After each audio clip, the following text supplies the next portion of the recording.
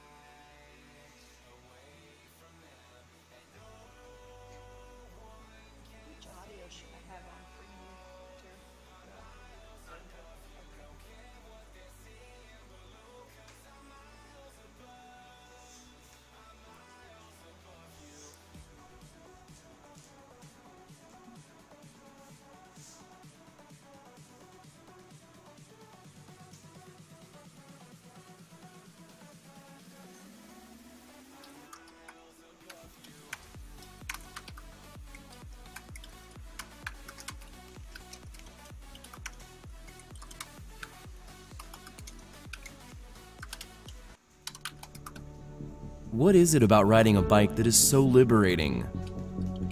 What unites us all is the craving for that special feeling. This is what inspired the developers at Garneau to create the innovative, award-winning X-Comfort technology, optimizing comfort to maximize performance and, most of all, the good feelings that make us so passionate about riding. The brand new X-Comfort Zone incorporates an elasticized zone that expands up to 5 mm to accommodate B through D+ foot widths. We all pedal in the same way. As you push down, your toes naturally splay. And the dynamic changes that happen inside your shoe as your feet contract and expand under pressure as you ride. The pressure and friction created as the outside of your foot expands over and over against your shoe can create serious and painful hot spots and irritations. The longer you ride, the worse it can become. This makes for a level of never-before experienced comfort in the highest performing cycling footwear. Every cyclist rides for that special feeling that cycling brings to us. Each one of us has our own version of what it means to enjoy the ride. We just help make it possible.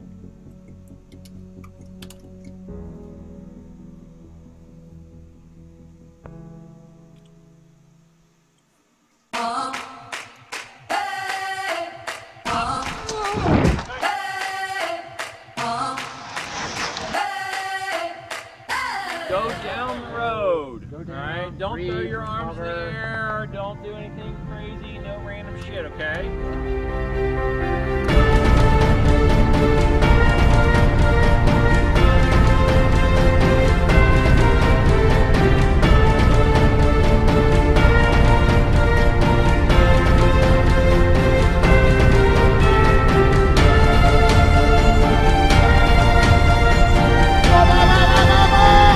I had my own strategy. I was actually working for you guys. So what I did at the last moment, I just pulled back. So you guys need to buy me some beers.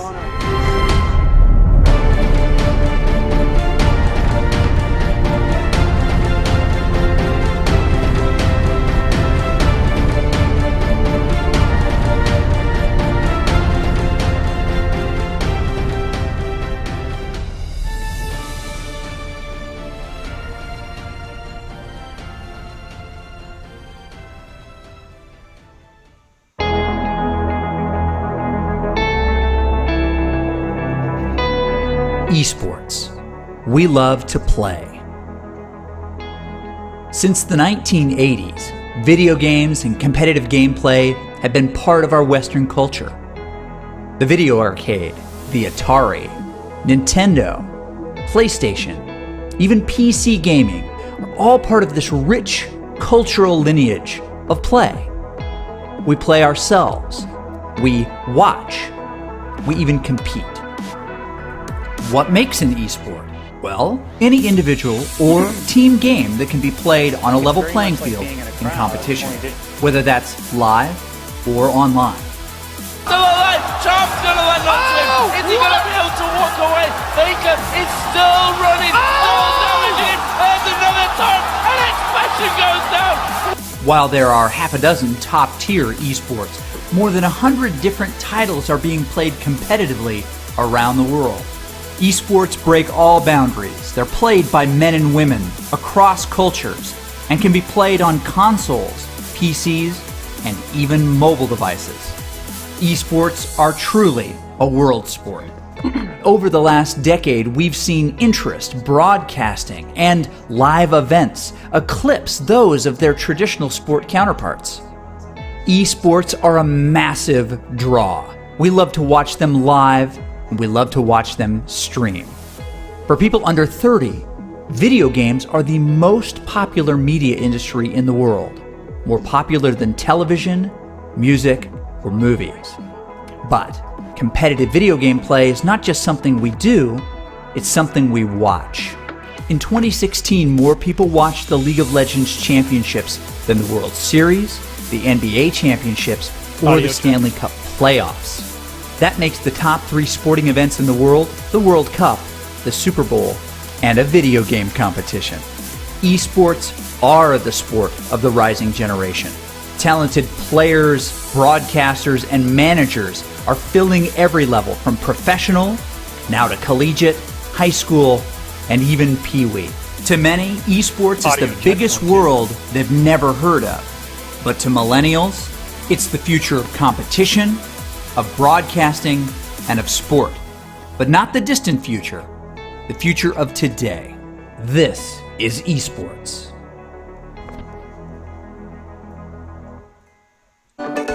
Cyclogen's Virtual Rankings is a ranking system for Zwift racers, built to make racing more fun for all levels of ability. The rankings are based on historical data, as well as new race results, which are uploaded immediately.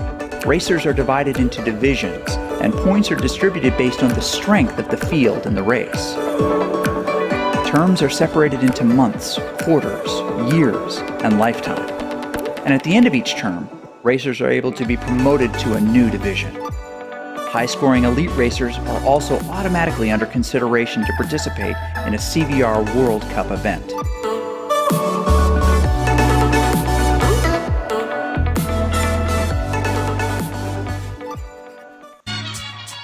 We're on a journey and we're going by bike. Bicycles set people free. It starts as kids when bikes set us free to explore the edges of our neighborhood. It continues into adulthood when weekend rides set our minds free from work and worry. It's the reason why still today bikes are at the heart of everything we do. Through our products, we propel bike lovers forward, be it in pursuit of personal enjoyment or peak performance. Through our business approach, we strengthen our community in Madison, Wisconsin, where we design and build the vast majority of our American-made products. Through our advocacy, we promote healthier, happier, bike-smart communities, both locally and nationally. We set out on this journey the day Sarah and Chris combined names to form Saris. So grab a bike and join us.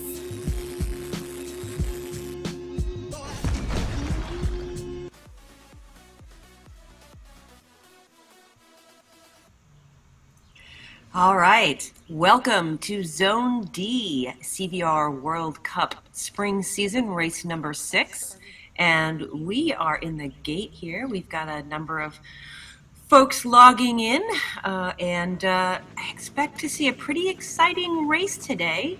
We are doing the London Loop 2 times, which is a bunch of flats and then a couple of pretty massive climbs up Box Hill. And having raced it this morning, my legs are still screaming at me. So a little bit different race than what we saw last week with the dynamics and the terrain that we're going to see today.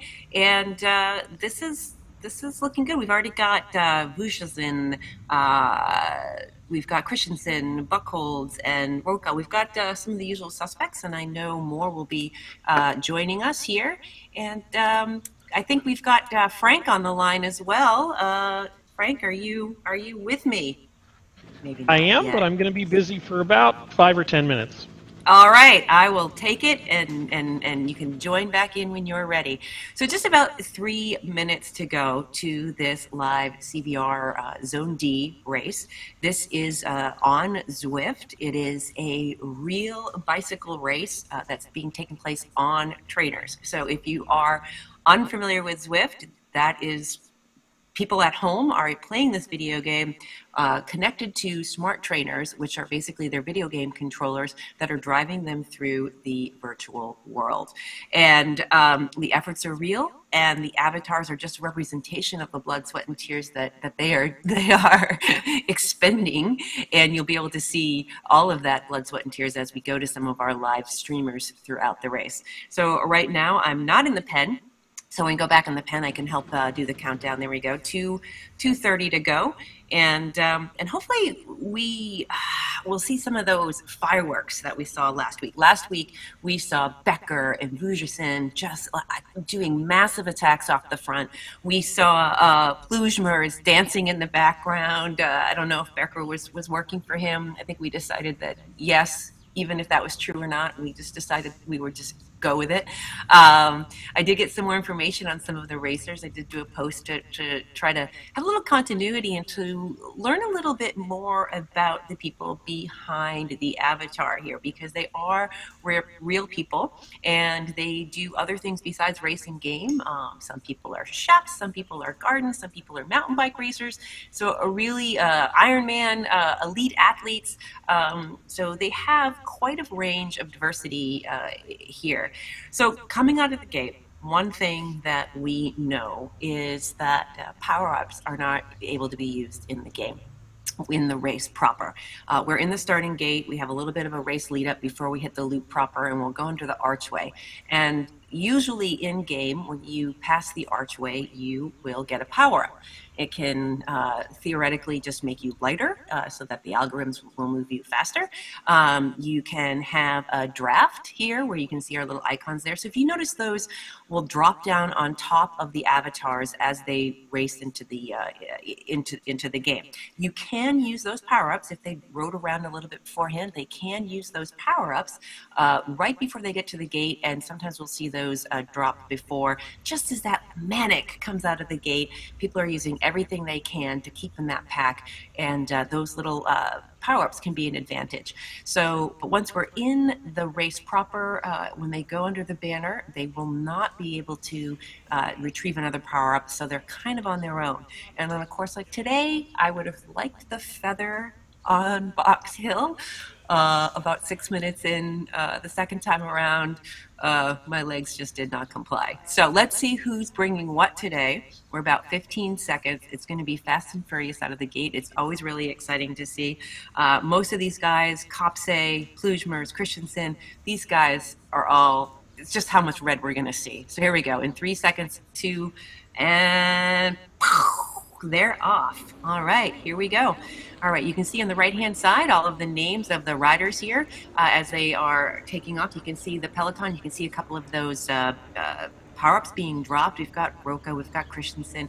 And you know, I don't see a lot of red up there. Maybe we can go on board with Plujmers. I don't see, it's interesting here. They're gonna make me a liar. It is these guys are not starting in the red. They're starting a little mellow. Maybe they're thinking about saving that burst and those red numbers for the attack on the base of Box Hill. Sometimes it's interesting to watch people mix it up, because you kind of fall into that habit of like, oh, it's a Zwift race and we're gonna hammer out of the gate. But you know, these guys are coming out relatively mellow. 2.5 watts per kilogram, 3.5 watts, Wushisen, 4.1. So right now, this pack is compact. Nobody's getting dropped here. We're coming up to the banner that we're talking about, where if they did have a power up, they are no longer going to be able to use it. You could just see it just go away right there. Right now we're on board with Plujmers of Team X, and as I said last week, he had a great finish. A couple times when Becker and Bujasin were trading attacks on the front, you would see Plujmers dancing on his stream. If you pop over to CycleView .tv, you can see all of the streamers. There will be little windows. You can see 1, 2, 3, or 4 different views. There's pull-down menus that you can go ahead and take a look at what rider you want to watch, and you can actually see what they look like as they're driving their trainers and riding those interactive trainers to power their avatars through the game here. Now, this is the profile here of the race here. Oops, it looks like we've got the wrong riders up there, but that's okay. It still gives you an idea of the course. You can see there's a lot of like steep climb, and then it's a descent, and then it's a lot of hammering on the flats. So here we go. Here's the right one. So you can see right now we've got Shang and Janny and Lionel, Kopse, Christensen. You've got all of the group. We got Gabriel 5 seconds back in the chase group. He might be able to pull that back. It's a pretty big group. One of the dynamics in the game is the group kind of gains speed, just like it does when you're outside in a peloton. You are all drafting off each other, and the power just kind of puts you in an advantage to be in that group. So if Gabriel wants to get back, he's going to really have to drop some power. You can see there through the tunnel here. It's a really interesting course. It's like riding on the streets of London. There are a couple of small risers before they get to the big climb, so we might see a little mini attack, but I think people are really going to hammer on box hill. Okay, here are the women out of the gate. Whoops, we went back to the men. That's fine. Here we go. I'm sorry. My eyes are flipping out on me. We have got Lucy Collins 4 seconds up the road. Now, with Tracy Vogel and Ina Ketzer and Frevel and Slusher and Esther. So we have got the group here at the front. They're going out faster than the men have gone out. What is it about riding a bike that is so liberating? We're kind of mellow between 3.5 and 4 watts per kilogram. And they're still kind of cruising along at that pace here. I don't see anything major happening.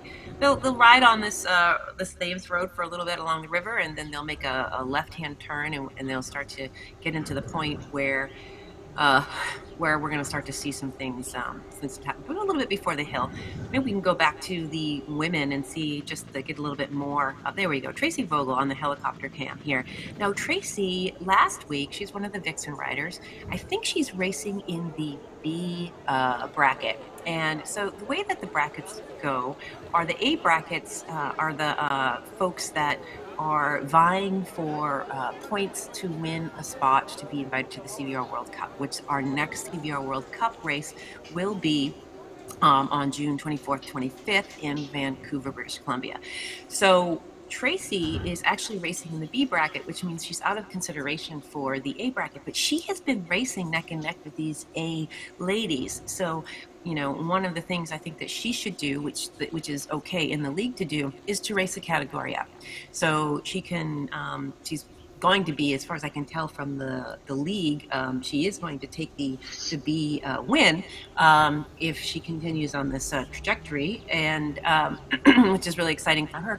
But I think she has a chance to make some things happen for herself in the A race. She's definitely she's on board with the streaming. We get to see her often, and she's a lot of fun to watch. And we have Lucy Collins, the triathlete, who has been in every single race. I think she's done every race that she has, that's been all 6 races. When you go to cycledata.com, and here she is, here's Lucy Collins racing up from Team Draft, and sometimes she has Barb Creasel with her to work together. I don't see her today in the lineup, but she looks pretty relaxed. She looks like she's on a Sunday ride, 2.0, 2.1. Just kind of tucked in a little bit in the draft, wisely, I think. if Vogel is just hammering at the front, 4.0. I don't know. That might cost Tracy. There are days that you feel really good and you almost can't help yourself. That it feels good to be on the front. Your legs are feeling good, and you end up expending a lot of energy. And and then what ends up happening is the likes of Collins and Meisels, they can take advantage of the fact that you're tired and work and try to do some attacks. They can sort of take advantage of that. So if I were Tracy right now, I would try to get some recovery before I get to the hill, because they're going to be making that turn soon. If we could check back with the men, I imagine they might be on the climb at the moment here, or they're coming to it. Oh, and there's the clock. Hello. Helicopter view sometimes gets in the way. Not quite there at the hill, but nothing has broken up here. Again, still pretty mellow with the guys. And we've got Kopse and Buxholz and Ortiz and Plujmers, Christensen, all together relatively mellow, between 3 and 4 watts per kilogram. And all right, so they're actually gonna be making the left soon and hitting the climb, and we'll stick with them just for a little bit here. To make sure we don't miss any of the fireworks off the top here. All right, and here is Plujmers. Hey, Frank, welcome. How's it going? Good, good. We are. How's my audio level? Your audio level sounds great. Good. But I don't have a meter, so you don't want to. It sounds good in my ears. I can just turn you up or down with the volume. You have highly calibrated ears. I'm going to trust your ears. Okay, all right, fantastic. So I was saying a little bit that we are going to be hitting the climb on Box Hill, and we saw a flat race last week. What do you think is going to happen on this climb? Who's our climbers in our peloton today? Well, first of all, if we could get telemetry up, I think it's going to be a good day for Plumbers from Team X, and I just really like this graphic because we've got some hills in it. Last week was kind of a scribbly crayon, pancake flat. Today is nice, yellow, some red, great climb. That little red kicker at the end before you go downhill is where some people try and get away. So I'm looking forward to climbers race today. It'll be interesting to see how Ryan does. He's a sprinter, but maybe he's looking like he's ready for a climb today. As I look at him and see how he's going, looks like Lionel's ready as well. Should be some interesting climbing today. Yeah, and one of the things that is interesting too in terms of strategy and tactics is you have to do this twice. And I think that sometimes it's easy to be a little ambitious on the first one because you're hoping you can get away, and that might happen here. But you might spend a lot, and it's a long enough climb that you're really spending a lot of gas that's in the tank here on this climb. So yeah, I think they'll look to do some attrition, maybe drop off a couple of the weaker riders. Usually is what they'll do on the first one, and then sort of save some energy. So sort of a high constant pace just to get rid of the guys who can't maintain that, and then I would expect fireworks on the second climb of the day. But of course, you never know. They might go hard and try and get a break, but that makes for a very long, hard day. Right, and I think that when you take a look at the course and you say, oh, it's only 29.8 kilometers or 18.4 miles, or that feels like a shorter course, but with those climbs, it doesn't really feel like a shorter course. All right, we kind of go through some of the streamers here. Right now, we've got Lionel Vujasin, and I probably will pronounce his name different every time, although he did give me the correct pronunciation, so I'm going to work on being consistent with that. He put down some massive work last week, and he shared a little bit more information. He does cross bike, so he's a multidisciplined bike cyclist, and it's great to see him out on course. It's great to have these athletes sort of adding to their repertoire of bike racing here. And there's Plujmers. Now he looks like he's outside. That's pretty cool. A little bit of wind in his hair. Looks smiling and relaxing so far. That is a clever thing to be able to get some of the fresh air if it's not too hot. And you have the fans going in the basement. I hope he has a fan for himself out there. You can see on the climbs too. One of the things that the Zwift game does is it calculates your speed based on your watts, your power to weight. So if you look on the right hand side, you can see all the different riders there, and you can see that 5.4, 5.6, 6 point, all of those numbers there are basically the watts per kilogram, so the amount of power per body weight for these riders. So the higher that number is, theoretically the faster they'll go. But in the game, lighter riders do have an advantage.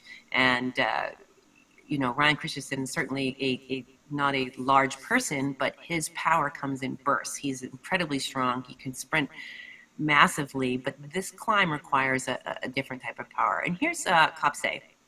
And he has been a consistent racer here in the D zone week after week. And he's always very animated and fun to watch. And one of the things, with his stream, we can always see him when he comes up out of the saddle. The camera takes a minute to adjust the focus, and he looks very Hulk-like when he comes up at the camera, very menacing. So he's fun to watch. I really enjoy that these guys are doing the streaming, and that we can go to the stream, that we can see them and know what's going on. And here's Buckholz, and I don't think he raced last week. Was he in the race last week, Frank? I don't think he did. I don't remember. He might have skipped last week. I'll check. Yeah, I was just going to pull up the standings here. So one of the things too that's important to realize is that we are race 6 of 8 in the spring season. So every race at this point really counts. You have, today's race plus 2 more to get your best 6 out of the 8. So, maybe you didn't have a good race, maybe you missed a race. So after today, we're going to start to get a better sense of really how these points are shaking out. Okay, it looks like we might have a little bit of break off the front here. It's a little bit. We're back on board with Vujicic. Okay, we've got Plujmers. Oh, nope, I guess it didn't. Well, we've got Ortiz, Roca, a little bit of a chase happening. Kay Christensen, but we have Buckholz and Kopse and Plujmers and Christensen and Vujicic up here in the front. But we do have a little bit of separation now. So as you predicted, Frank, we're shaking off a couple. We're shaking off a couple of the guys here. And they are sort of ramping it up, keeping it over that 5 watts per kilogram number. And you can't be caught flat-footed here. So here, as we look across the telemetry here, we have 14 seconds on chase number 1, and then Gabriel 44 back. And so there, Danny, in the first chase position there, is really to make up that 16 seconds. The amount of power that he would have to do relative to the power of the group in front of them would be massive. But I'm rooting for you, Danny. Get it done. Let's do it. So we've got Kopse and Frank and Lionel and Joachim. So these guys have raced each other week after week, and I think they're starting to get to know each other a little bit here. Frank, what do you think? I mean, these guys have been racing together not only in the league week after week, but in other races on Zwift. They kind of know what each rider has in their toolbox, don't you think? Absolutely. And they're getting very accustomed to who's good on the flats and who's good on the climbs and what sort of difference that makes. We've also got the ladies starting to climb. We can see Plumbers here sort of yawning. So I just think they are doing this ride to a level that drops off some of those people off the back. We see some people just dropping off as well. And if we go to telemetry, I think we'll see somebody's just coming off right at the back. Yeah. Yep. And they just might not make it. And they've got to do everything they can to try and stay here. But I think the group is going to go ahead and lose him. We've got a group sort of on the flat here. You can see in the telemetry in the green area.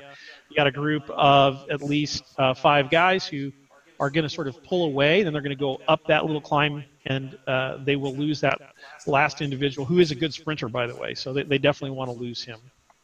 Well, and it's also that 5 seconds or 6 seconds that is there right now quickly expands as the other group hits that flat at the top before they have that little riser. So, you know, they'll go around the bend, they'll go underneath the archway. They have a little bit of flat, and they have that last little kicker piece, but that will stretch out for you know, more 10 seconds, you know, 15 seconds. It happens fast here, so they picked the right spot to try to shake someone off here.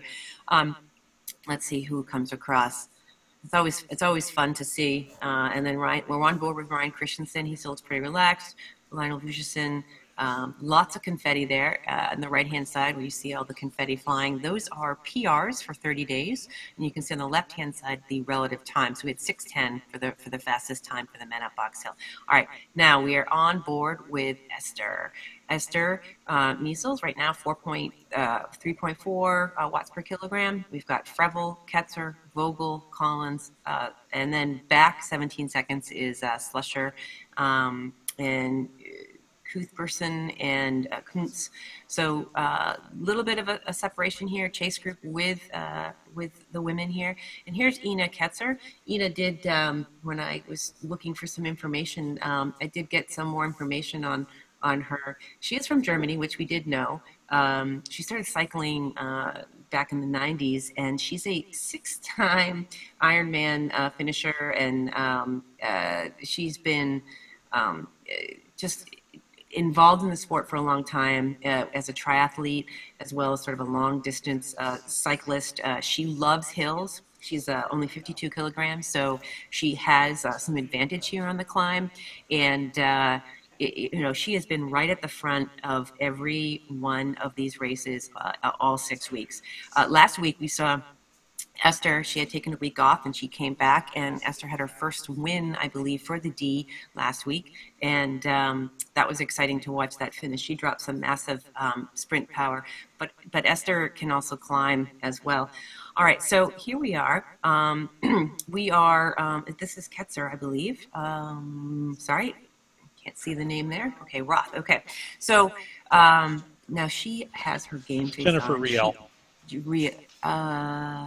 I don't know, is that Jennifer Riel? That's not Jennifer Riel.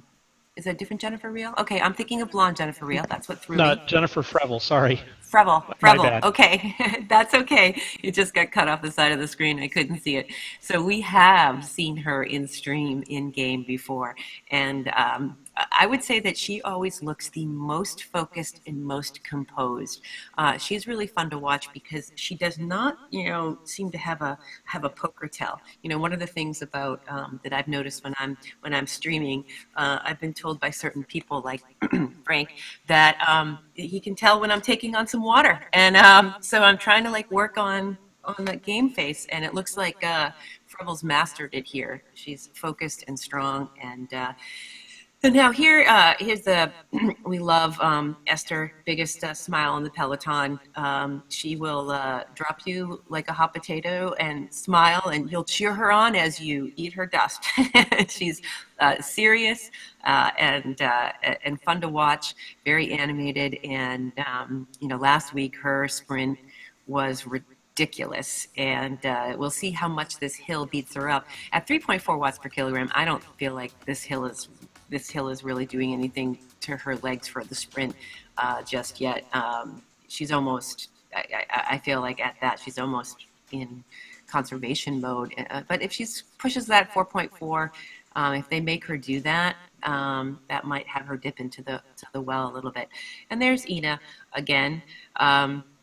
Just fierce light rider. She has the advantage here on the hill. You can see she's just doing 3.4, 3.6 on the front, and those even behind her, there's not a draft. So there is in a game, when you're on a flat, there is a draft phenomenon that happens. But on the climb, the lighter riders just have the advantage. So they can be going just a slight amount less in terms of watts per kilogram, but be moving faster up the road. And that phenomenon is when you're on the bike and you feel like you're, I felt like that this morning on the second climb when I got dropped. I was like, oh gosh, why? I'm doing more than the person in front of me. The person in front of me was a lighter person. So these light folks have to take advantage of their strengths on the climb, try to get some of the watt masters behind them a little bit more tired, because we know Lucy Collins, as a time trialist, we know that she can really lay it down. Again, Frevel here on the front, taking a turn. She's got Vogel behind her. These ladies are going to be, I think they're about a little bit more than halfway up the climb. One of the things you can see on the left-hand side of the screen above Jennifer's head is the box hill. We'll see when they come through the banner, we'll see what the fastest time is for the women. And it's fun to see what they do from one lap to the other. I'm usually trying to compare, I do going up, we went up the first climb this morning in the B zone. I think it was 7:35.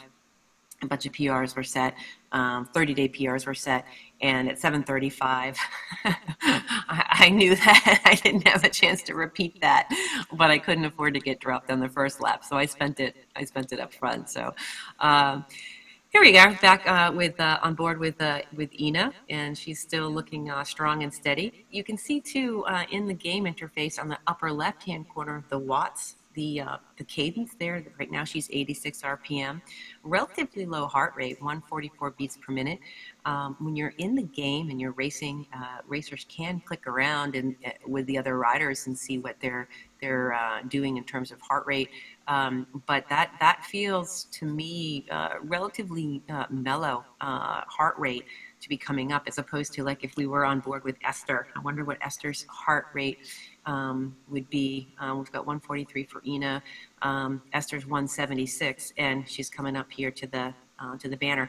And that also, one of the other things too is that 144 for one person is not the same as 144 for another person. So heart rates are personal, they're relative. There, see all the confetti, yay! So what was that time? Okay, so 8:14. So yeah, so we were this morning in the B zone. We were like 7:35, and it was blistering. I didn't see what we did the second time. I just was hanging my head over the handlebars.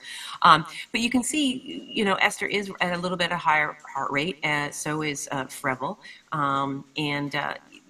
Their tempo might be 160. They might be 165. It's hard to know. Age is a factor, fitness is a factor, heart elasticity, things that are above my pay grade here to understand. We'd have to check in with a coach, but you do know from rider to rider.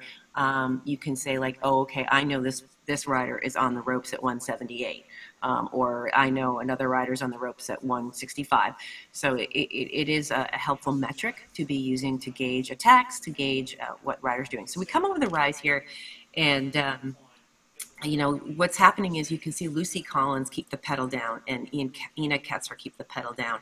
So that's a typical time trialist maneuver where you come over the top and you do not back off on the pedal. It is easy to get separated there on that last little bump, and it looks like Esther is chasing down Ketzer right now. 2 seconds, 3 seconds. She might be able to do it. We'll see. All right, back to the men here. All right, so we're back to the tunnel. They are 24 minutes in, 16.4 kilometers. So they're in their second lap, and coming into the tunnel here. We're looking at 4.3 watts per kilogram. We've got 3.6, so a pretty mellow pace. Lugison here has 160 heart rate. Looks pretty relaxed there on the on his aero bars, relaxed, and he doesn't actually even look like he's got too much of a sweat. But we know what he can do. We know the damage that he can inflict on these riders when he's ready to lay it down. But I think people are not animating this. I don't see a lot of attacks like I saw last week. Everybody's kind of hanging in the pack. I think saving it for I think they're two just things. getting ready for that last climb, Beth. Yeah. Just save the energy, drop the people they wanted to drop on the first climb, and now it is get the legs ready for the explosion that's about to come. Yeah.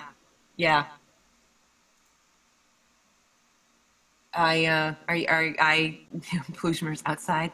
I want to do that. I want to take my trainer outside, and I think my dog would be obnoxious. Would be at my feet. While we've got some time here, I thought what we might do is look at some of the other streamers and some of the different brackets that are out there, just so we can kind of take a look at some of the different people while we've got some time in the race here.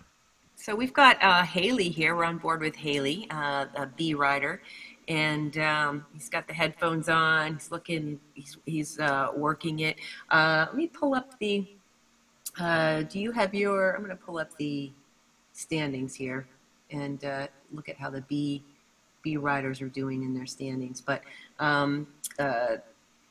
Haley, he looks like he might be dancing a little bit, and we've got him 1 minute, a minute past Foe. We've got Watson here with him. We've got GPOC. We've got Rick Woods, who's also here, Team X.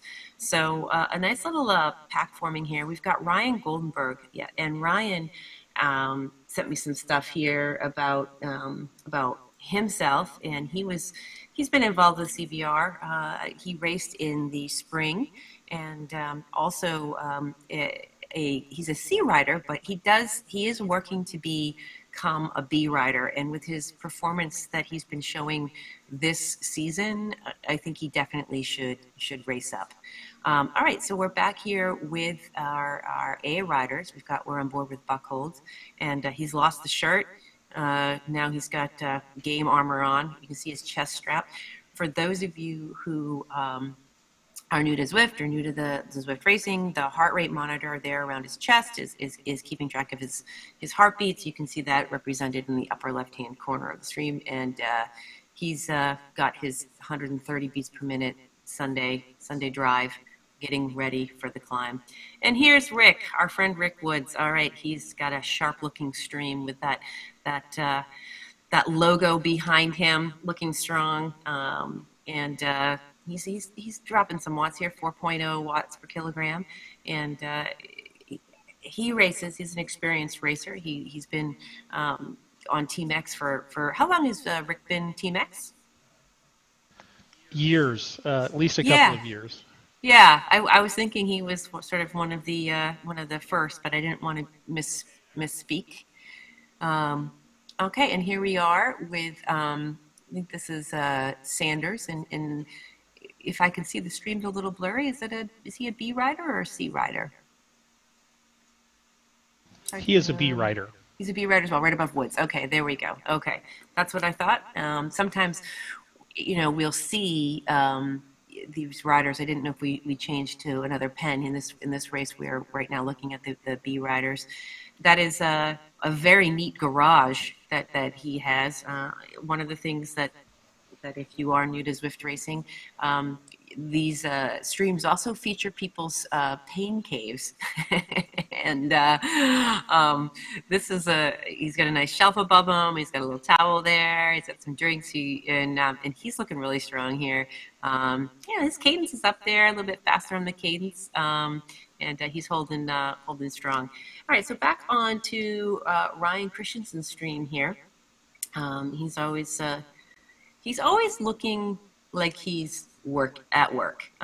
He's a very strong rider, very serious rider, but he always has he's like Freville. He's got the game face and doing what he needs to do, taking a sip before the climb hits. And back to Vujicic, he's got the fan going. Again, relaxed on those aero bars. Light rider, he will be able to, I think, hold his own in the climb. He didn't have to do any of the attacks to drop a few riders that he was doing last week. It came down to a sprint finish, and he absolutely just showed his strength and his stamina last week. Stamina. Had a hard time with that word. Okay, back to the women. We are on lap 2, and we've got a little bit of a lock screen there. We're on board with Lucy Collins here, Team Draft. Sometimes what we do, Beth, there is we're just going to show you a still Oh, cool. Okay. Some people are having some streaming problems, and we want to reach out to them, but also give them a shout out for streaming. And as I call this, we're having helicopter difficulty. Helicopters are behind a tree or a building, and so we get some breakup here in those shots. But I did want to say thank you for streaming, and certainly you can reach out to support@cyclogent.com for help with that anytime. Yes, and I mean it's a learning curve. I think for it's a learning curve for so many of us. And you know, even when you get your system set up, you know, technology is technology, and the gremlins get in. So you know, no matter how many times you stream, it's always feels like a small victory when everything works and you're not panicking 5 minutes before the gate drops. So, and then sometimes you might have, if you had an extra 2 minutes, you might have been able to fix it. But yes, it is wonderful to see all the streamers and to see everybody, you know, come along and learn, and having CVR help them do that. So we are just 9 miles to go, 14.2 kilograms. You can see Lucy here, team draft, just on board probably with her coach here, or a supportive friend here. All right, so the boys are back to the base of the climb at Box Hill, and I think we're going to see some excitement happen here. What do you think is going to happen? I'm going to ask you for some predictions, Frank. You can see Ryan Christensen spinning up. Yeah, and if you take a look, if we switch to 10 here real quick, we'll see Lionel really working hard, sort of bent over the handlebars, very focused, little tension in the arms. I'd like to see more relaxation, and of course he does sit back down. Relax, head down. Wants to work hard, and if we go over to 6, we'll see Plombers here working hard to catch those wheels as they go up the hill. So Ryan definitely making a huge effort. I called him a sprinter, and he said, no, Frank. We'll go to telemetry here real quick. And he's got a 4-second gap off the front. And he looks to be saying goodbye, see you later. And the rest of these guys are going to have to try and stay on his wheel. And you see here, if we go to Plombers, he's got his mouth open. He's hurting. He's standing up now, so we're getting his head cut off a little bit. But you can see how he looks. He's definitely in a spot of bother. And if we go over to Lionel here, we'll see that he's working hard as well. We'll pull up Christensen. We'll see him sort of off the front. He's breaking up a little bit. As I say, the helicopter's behind him. He's working so hard that his streaming is starting to suffer a little bit. Well, we saw him come around the roundabout, and you know, you saw him come up out of the saddle, and his cadence picked up, and he was anticipating that. I think with Box Hill, sometimes people wait for the little painted line before they go. You know, if you're new to Zwift, you know, we know where these segments start. You know, we get familiar with the roads, but we also know where the segments start. And sometimes people, you know, kind of wait until they're on the climb to put the power on. It looked like Ryan was anticipating that. But these guys behind are not. It's all breaking up. You see, we just saw Kopse there making grimaces, right? You know, full-on grimaces. He's out of the saddle. He's working hard. You can see here in telemetry, everybody's starting to break apart. We've got Ryan, Kopse, Lionel, Joachim, and these guys have all got to put the power in again. So you can see here, Kopse is just really working super hard. Ryan looks a lot more comfortable. It's a little bit hard to see him, but he's in a rhythm. Definitely looks like he's going for the win today, and it looks like he's comfortable. Now, I say comfortable, his heart rate's 192, and that guy looks really comfortable for 192. It's nice to be young. That's all I have to say. I could, if I hit 192, I'm an ER. Yeah, I'm with you. Yeah, and you know, the pliable hearts, right?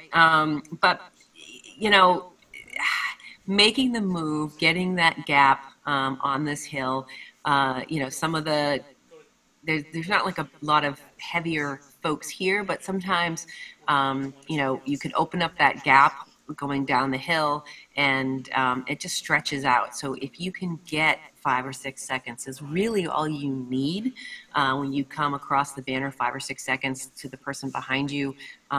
That's enough to hold it. And so right now Christensen has 10 seconds on Kopse. So you could see Kopse's face, you know, again, he's like the Incredible Hulk, you know, for me, like I imagine him bursting.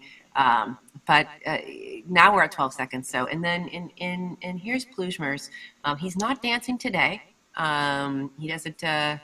He doesn't look as relaxed as last week, and he is an incredible cyclist, and you know that he is not backing down. You know, sometimes looks like he's having a bit of an off day. Just trying to stay. A lot of big guys out today. His heart rate's only 167, 168.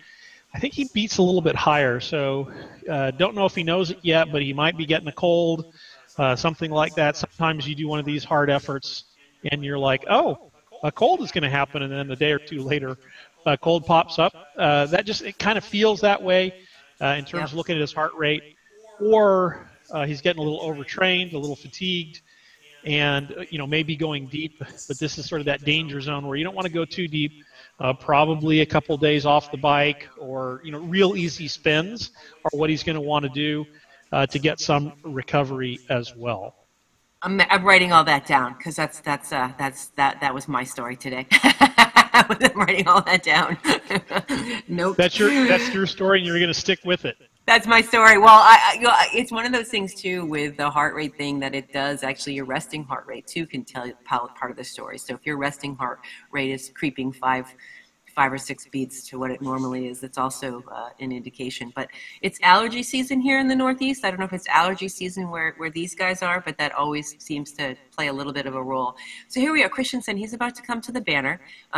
He's still blasting 5.5 watts per kilogram. He is 27 seconds on no power and Kopse. So he comes across the banner. So 5:35. Okay, so remember the number, Frank? It was 6:10 on the last run. So he just came up, oh my gosh, 35 seconds faster. And so that was quite an effort. So he was saving it for this, and that was a wise move.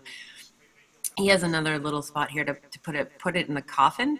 This little bump at the end, if he can blast over that and open up the gap even more on the as he goes down the backside of Box Hill, I think he's in. You know, he's going to not be caught.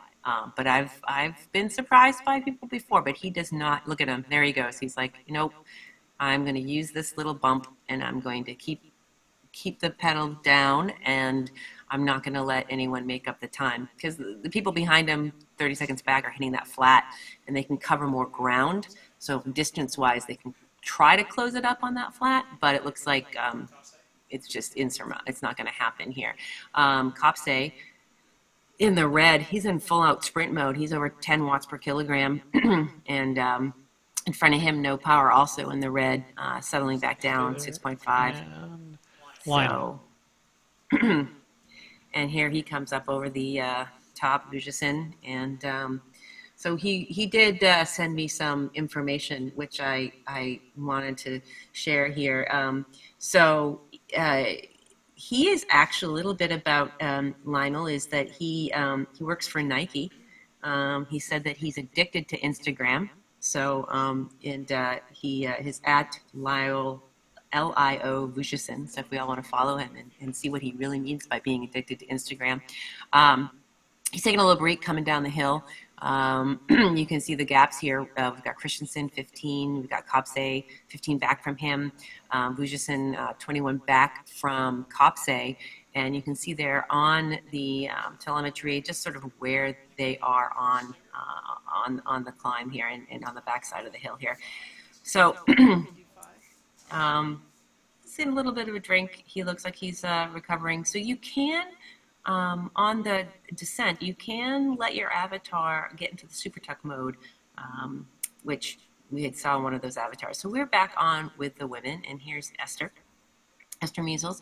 She has been to CVR World Cup in both Paris and Los Angeles, and she does a lot of racing outside. She is an elite cyclist, and she comes out to win. And we talked about a little bit about that last week, Frank, about her mental toughness. Like when she commits, she commits.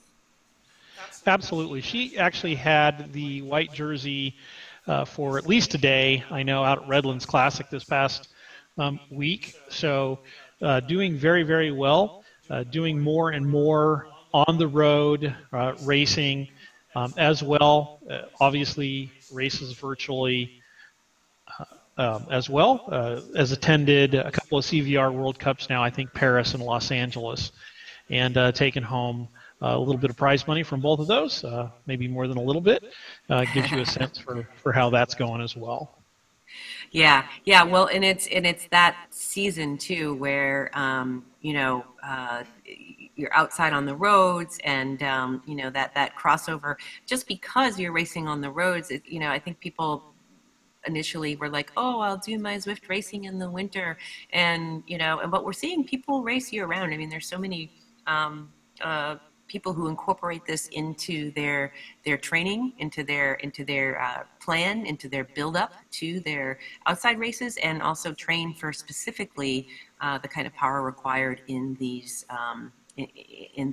virtual esport races as well.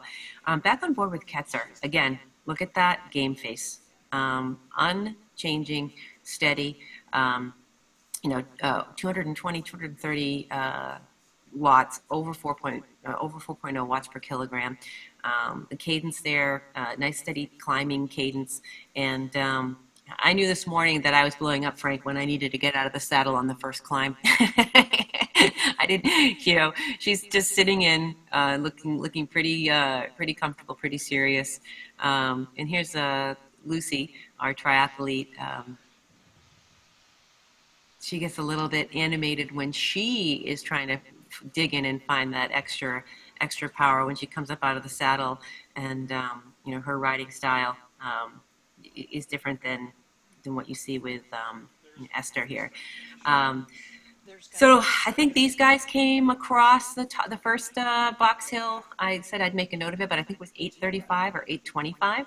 So it'll be interesting to see how they played their one climb over the next. It's a silly comparison. It doesn't really mean anything. You're wanting to go race for place and for points, but when you know your ability and you know what you're coming in for, in terms of what your target is to get up that climb. Okay, so we're back on with Ryan Christensen, and as we can see, he's got just 0.7 kilometers to go, and we've got Kopse here in the red with no power, also power ahead of him just by a few meters. You can see him trying to close that gap. There we go. So when he gets back in, he can tuck into the draft and not have to work quite so hard. But I don't think he's thinking anything about that. Maybe he wants to lead out, just stay tight to the person in front of him. They're going to be battling it out for second and third.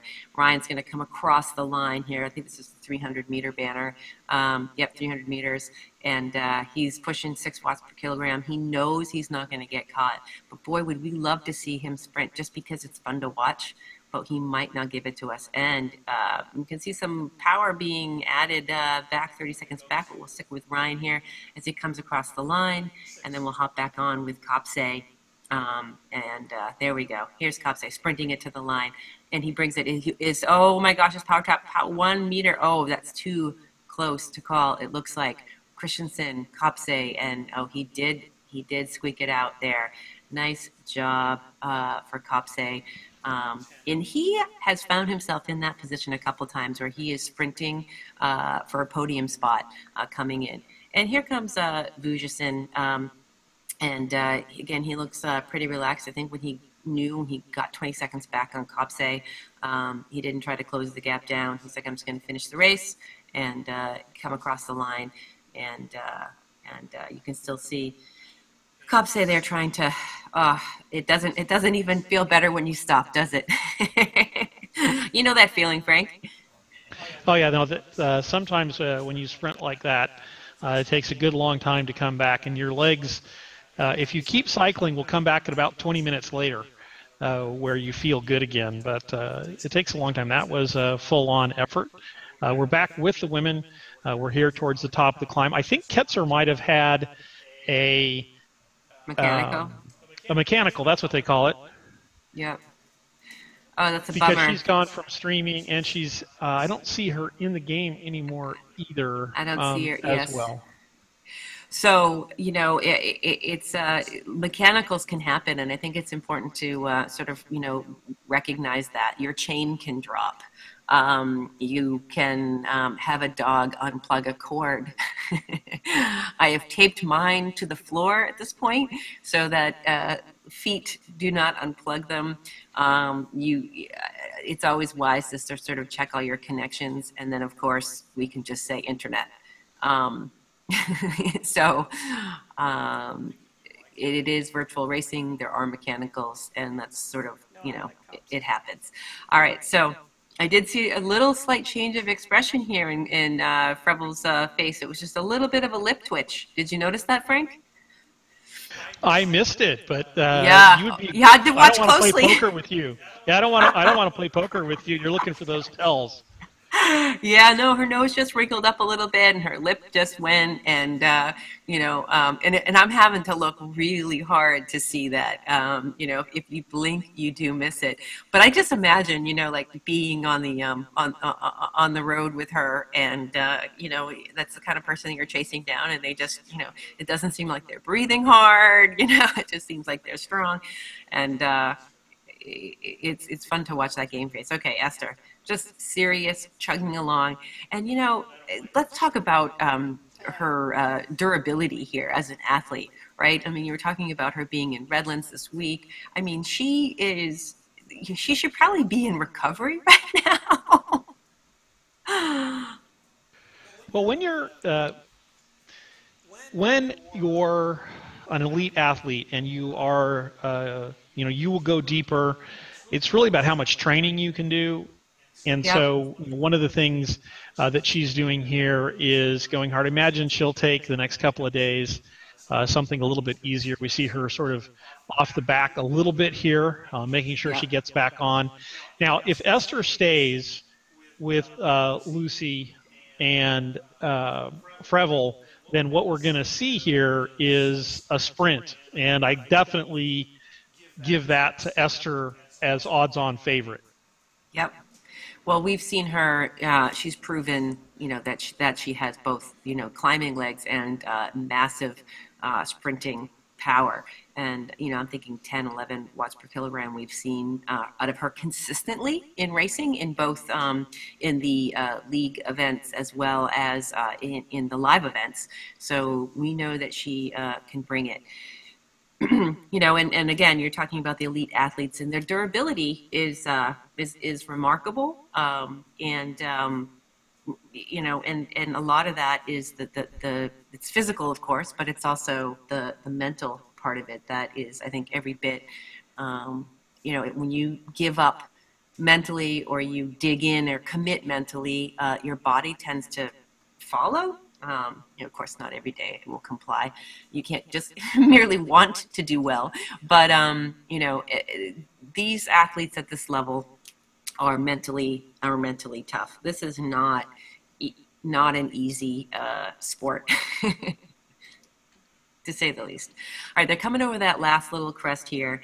And here's what I think is going to happen as well. They're all going to stay together. They're going to try to get some conservation. One of the things that sometimes, it depends on who I'm racing, but sometimes I feel like you can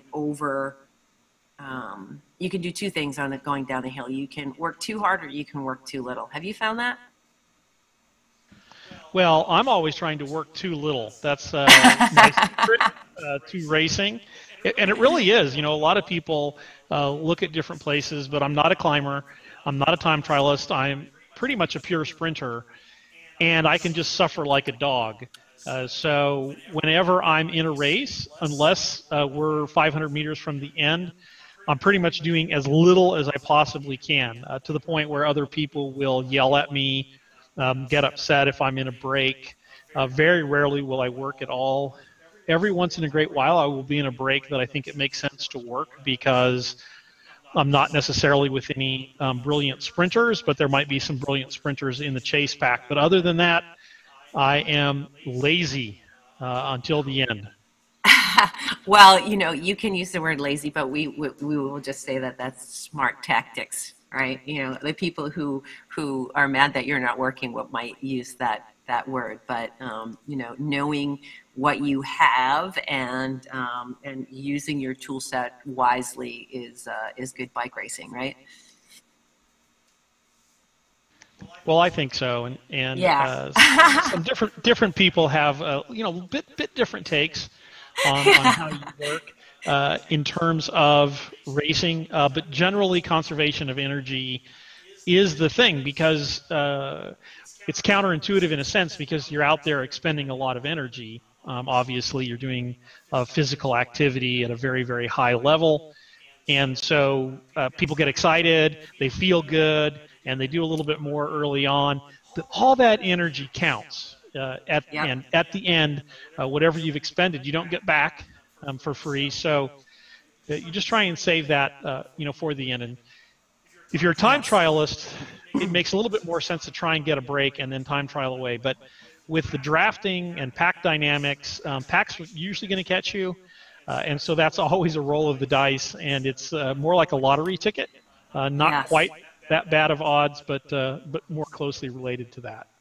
All right, we're coming to this spot, Frank, too, where we come around the corner and we hit the little wooden path up the escalator here, and it gets really steep for a really short time, but I think we're going to see something happen here. So, you know, I have dropped people here, and I have been dropped here. And it's coming up. We're going to make a right-hand turn and then a left-hand turn, and we're going to hit that little punchy climb. And, you know, this is where you have to beat your competition to the punch, because it's so short. And if you miss it by 2 seconds, they can get that 2-second advantage and just sort of like burst right by you. So let's see some numbers hit the red here. We've got Esther, 5.9, 6.1 watts per kilogram. Lucy Collins, 7.9. They are all responding, and nobody gets away. I don't think they're all together. It's Ketzer, Collins, and Measles coming in. So it's definitely going to be a sprint. No one got away here. Again, taking a look from Lucy's point of view, 7.9 watts per kilogram. And looks like they all emerged together. So... All Jennifer's right. having a heck of a ride. She is crushing it today. She is. She's always strong. I didn't see her last week. I don't think she was in last week. I think she might have missed last week's race. Maybe so, but I haven't seen her race. I saw. Oop! I see that. I'm seeing that twitching, but I don't. I think that's a reverse tell. I think Jennifer is on her game today, and she is like, I can't wait for the finish, and. That little twitch is her controlling not doing the sprint early. Okay. All right. Well, we see that Lucy just dropped a little bit of power there, 5.8. She was over 6 there for a second. All right, we're coming into the final stretch here. We are on board with Collins. We are probably 0.3 kilometers to go here. We are coming down. It all comes down to this.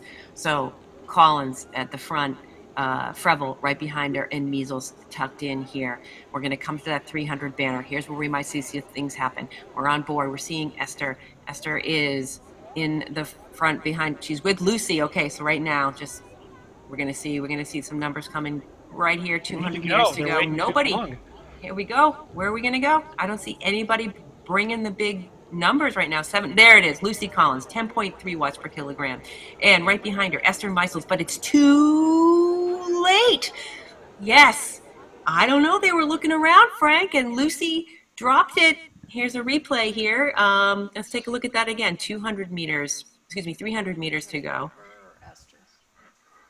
And yep, now we're coming around to 200 meters, and usually somewhere in there you're seeing those things happen. And here's the point of view from Lucy, And but Esther. it didn't happen. Esther, Wait, sorry, wait. Lucy. There we go. There it is. And There's from Esther. then 9.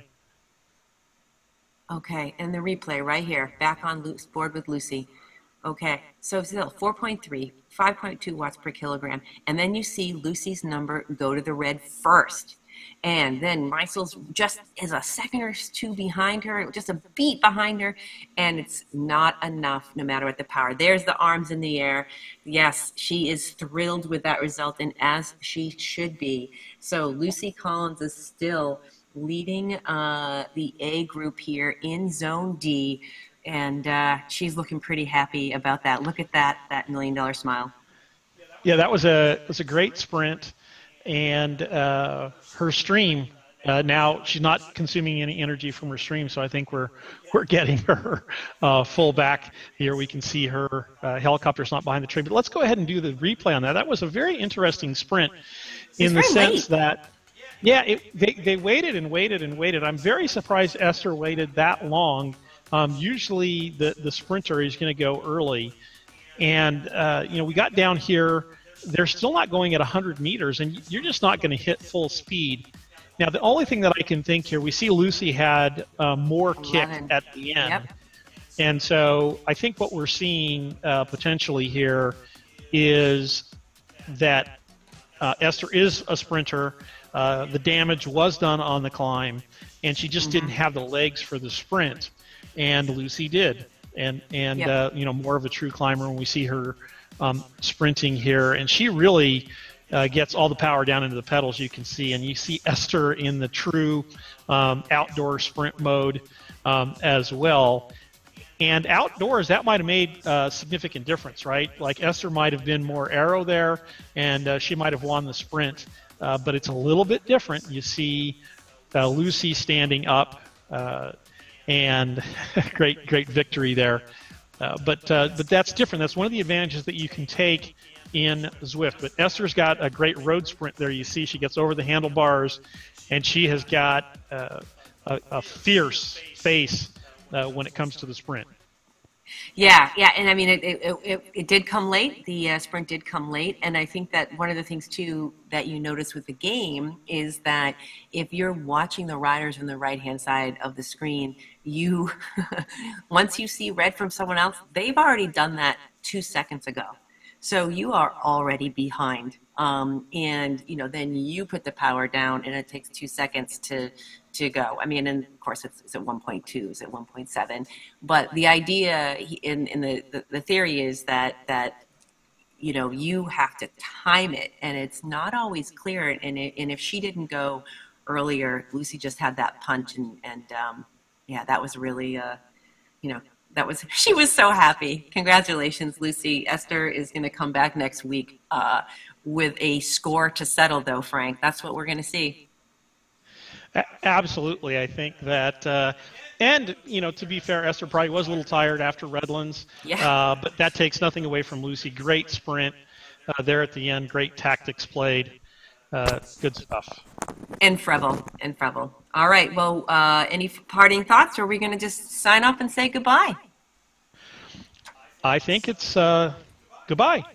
Goodbye. Thanks for joining. Make sure you tune back in for our e-race happening in just a couple hours.